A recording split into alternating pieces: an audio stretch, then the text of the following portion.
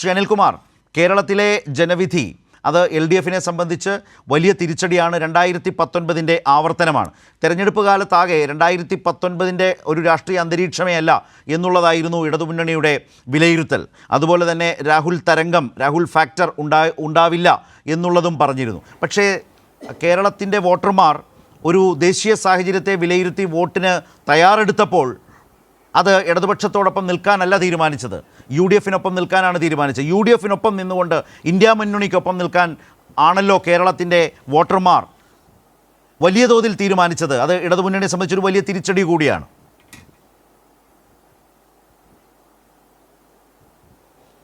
തെരഞ്ഞെടുപ്പിൻ്റെ ആദ്യഘട്ടത്തിലാണ് കേരളത്തിൽ കഴിഞ്ഞ തവണയും ഇത്തവണയും വോട്ടെടുപ്പുണ്ടായത്. നരേന്ദ്രമോദി ഇത്രയേറെ തകരുന്ന അവസ്ഥയിലേക്ക് എത്തും, ഇന്ത്യ രാജ്യത്ത് BJP ഭൂരിപക്ഷം ഇല്ലാത്തൊരവസ്ഥയിലേക്ക് എത്തും എന്ന് കേരളത്തിൽ വോട്ടെടുപ്പ് നടക്കുന്ന ഘട്ടത്തിൽ ആളുകൾ വിചാരിച്ചതായി നമുക്ക് കണക്കാക്കാനാവില്ല. പക്ഷേ രണ്ടാം ഘട്ടം കഴിയുന്നതോടുകൂടിയാണ് BJPക്ക് തന്നെ തങ്ങളുടെ കയ്യിലല്ല കാര്യങ്ങൾ നിൽക്കുന്നത് എന്ന് ബോധ്യമാവുകയും അവർ ഏറ്റവും വളരെ വികൃതമായ തരത്തിൽ മതനിന്ദ നടത്തുന്ന വിശ്വാസികളുടെ അല്ലെങ്കിൽ മതവിശ്വാസികളുടെ മതവികാരങ്ങളെ വ്രണപ്പെടുത്തിക്കൊണ്ട് ആ വികാരങ്ങളെ ഉദ്ദീപിപ്പിച്ചുകൊണ്ട് വ്യത്യസ്തമായൊരു തെരഞ്ഞെടുപ്പ് രീതി നിലവാരമില്ലാതെ പ്രകടിപ്പിച്ചത്. അതുകൂടി ഇല്ലായിരുന്നെങ്കിൽ BJPയുടെ അവസ്ഥ എന്താകുമായിരുന്നു?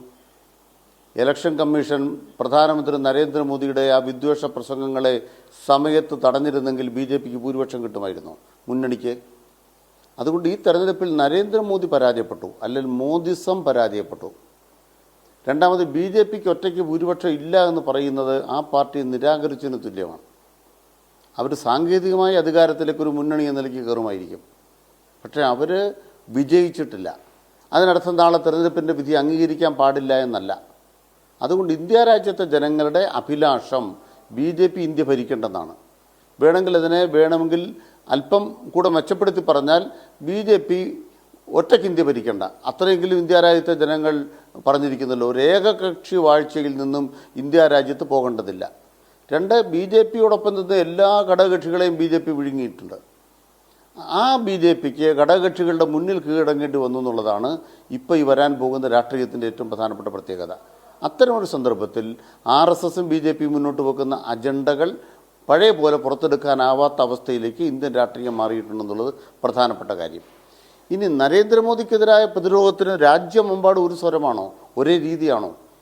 അല്ല എന്ന് വ്യക്തതയുണ്ട്. കാരണം എന്താണ്? ഇപ്പോൾ കോൺഗ്രസ്സിന് മെച്ചപ്പെട്ടൊരു പ്രകടനം ഇവിടെ കാഴ്ചവെക്കാൻ കഴിഞ്ഞു. പക്ഷെ ആ പ്രകടനം നമുക്ക് ഇന്ത്യയിലെ എല്ലാ സംസ്ഥാനങ്ങളിലും ഉണ്ടായില്ല.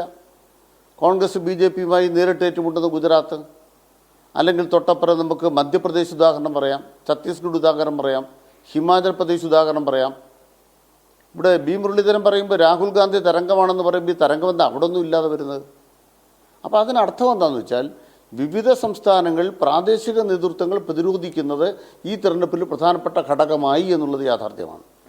ആ പ്രതിരോധത്തിനകത്ത് ആളുകൾ വോട്ട് ചെയ്യുമ്പോൾ ഈ തെരഞ്ഞെടുപ്പിൽ വളരെ കരുതലോടെ ആളുകൾ വോട്ട് ചെയ്തപ്പോൾ BJPക്ക് പഴുതു കൊടുക്കരുത്, BJPക്ക് പഴുതു കൊടുക്കാതിരിക്കത്തക്കത് വോട്ട് ചെയ്യണമെന്ന് ആളുകൾ തീരുമാനിച്ചു. ആ തീരുമാനമായിരുന്നു 2019 കേരളത്തിലുണ്ടായിരുന്നത്.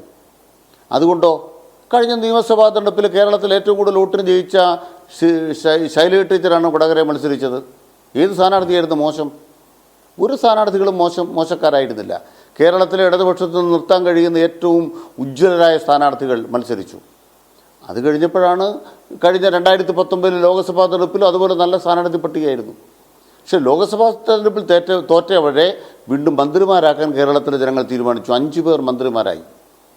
ഇത് കേരളത്തിലെ ജനങ്ങൾ ലോക്സഭാ തെരഞ്ഞെടുപ്പിനെ വേറൊരു പാറ്റേണിലാണ് വോട്ട് ചെയ്യുന്നത്. അത് ഭരണവിരുദ്ധ വികാരമെന്നോ ഇടതുപക്ഷത്തിനെതിരായ വോട്ടെന്നോ എന്നൊന്നും ഒരു തെറ്റായ വായന വേണ്ടതില്ല. പിന്നെ ആളുകൾ വോട്ട് ചെയ്യുമ്പോൾ ആളുകൾ പലതും കണക്കിലെടുക്കാറുണ്ട്. അതിൻ്റെ ഭാഗമായി ഇടതുപക്ഷ പ്രസ്ഥാന നിലയ്ക്ക് സത്യസന്ധതയോടെ ജനങ്ങളുടെ മുന്നിൽ പറഞ്ഞിട്ടുണ്ട്, ഈ തെരഞ്ഞെടുപ്പിൻ്റെ അടക്കം എല്ലാ പാഠങ്ങളും ഉൾക്കൊള്ളും. തെരഞ്ഞെടുപ്പിൽ ജയിച്ചാലും പാഠം ഉൾക്കൊള്ളുന്ന പാർട്ടിയാണ് CPM. ഇപ്പം തന്നെ തെരഞ്ഞെടുപ്പിൽ ജയിച്ചെടുത്ത് പാർട്ടി നടപടി എടുത്തിട്ടുണ്ട്. എന്താ ജയിച്ചെടുത്ത് നടപടിയെടുക്കാൻ കാരണം? പാർട്ടി സംഘടനാ തത്വങ്ങൾ ലംഘിക്കപ്പെട്ടാൽ ജയിച്ച സ്ഥലത്തും നടപടിയെടുക്കും, തോറ്റ സ്ഥലത്തും നടപടിയെടുക്കും. അപ്പം എല്ലാ തരത്തിലുമുള്ള പരിശോധന നടത്തിക്കൊണ്ട് കൂടുതൽ ശക്തമായി നമ്മുടെ സംസ്ഥാനത്തെ സംബന്ധിച്ചാണെങ്കിൽ സംസ്ഥാനത്തെക്കുറിച്ച് LDFിൻ്റെ വികസന കാഴ്ചപ്പാടുണ്ട്. അപ്പുറത്തേക്ക് 2 കൂട്ടർക്കും അതില്ല, കല മുടക്കുക എന്ന് മാത്രമേ ഉള്ളൂ. ഈ കലമുടയ്ക്കുന്ന രാഷ്ട്രീയത്തിനകത്ത് മാർക്സിസ്റ്റ് പാർട്ടിക്കെതിരായി ഇടതുപക്ഷത്തിനെതിരായി ഒരു പൊതുവാഖ്യാനത്തിലേക്ക് കോൺഗ്രസും ബി ജെ പിയും ഒരുമിച്ച് വന്നപ്പോൾ അതിൽ കോൺഗ്രസും ബി ജെ പിയും ഒരുമിച്ച് നിന്നു എന്നുള്ളത് കൊണ്ടാണ് തൃശ്ശൂരിൽ ഇത്രയും വലിയ തിരിച്ചടി കോൺഗ്രസിനുണ്ടായത്.